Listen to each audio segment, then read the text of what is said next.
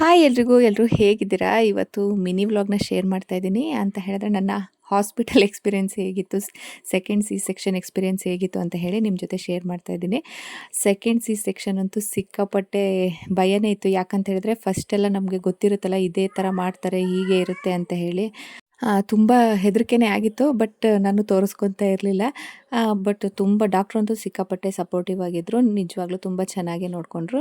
Staff ಅಷ್ಟೇ ತುಂಬ supportive ಆಗಿದ್ದರು.